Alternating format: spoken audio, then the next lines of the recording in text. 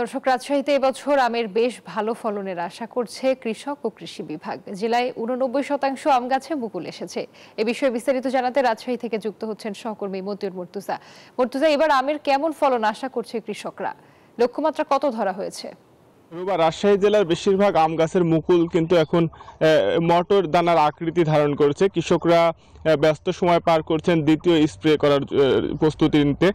এই স্প্রে করার মাধ্যমে কিন্তু আমের হপার পোকা এবং মিলডিউ রোগ প্রতিরোধ করা হবে। আমরা রাজশাহী ফল গবেষণা কেন্দ্রের আম বাগানে রয়েছে। এখানে আপনি দেখবেন যে আমগুলো মুকুল থেকে মটর দানার আকৃতি নিচ্ছেন এবং ধীরে ধীরে কিন্তু আম বড় হচ্ছে। আর রাজশাহী জেলায় এবছর 19,603 হেক্টর জমিতে আম চাষ হয়েছে। উৎপাদন লক্ষ্যমাত্রা 2,60,000 মেট্রিক টন। এর পাশাপাশি পরিবেশ বান্ধব প্রযুক্তির মাধ্যমে বিষ মুক্ত আম উৎপাদনের লক্ষ্যে 65,57,180টি ব্যাগে কিন্তু আম প্যাকিং করা হবে এবং আম কিনা বেচার লক্ষ্যমাত্রা নির্ধারণ করা হচ্ছে 1,800 কোটি টাকা।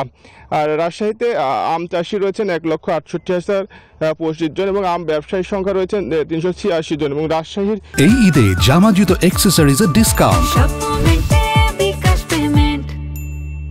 বিপুল মানুষ কিন্তু আম অর্থনীতির সাথে জড়িত। আম অর্থনীতিবিদরা বলছেন প্রতিবারের মতো এবার যেন আম নষ্ট না হয়, সেই আম যেন প্রক্রিয়াজাতকরণের মাধ্যমে আমের সুষ্ঠু ব্যবহার নিশ্চিত করা যায়। তাহলে রাজশাহী অঞ্চলে আমের যে অর্থনীতি, সেই অর্থনীতি আরও শক্তিশালী হবে।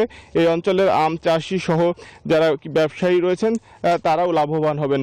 আর গত কয়েকদিন থেকে রাজশাহীতে মেঘলা আবহাওয়া ছিল, যার ফলে কিন্তু কৃষকরা নানা রকম দুশ্চিন্তায় ছিলেন যে আমের বিভিন্ন রোগ নিয়ে, বিশেষ করে হপার পোকা এবং মিলডিউ পোকার আক্রমণ হয় কিনা সেটা নিয়ে তারা দুশ্চিন্তায় ছিলেন। তবে আজকে আবহাওয়া মেঘলা আবহাওয়া কেটে যাওয়ার ফলে কিন্তু কৃষকদের সেই দুশ্চিন্তার অবসান হয়েছেন এবং কৃষকরা এখন আমের যত্নে দ্বিতীয় স্প্রে করার প্রস্তুতি নিচ্ছেন এবং কৃষকদের প্রত্যাশা যে আমের উৎপাদন এবার বাম্পার ফলন হবে।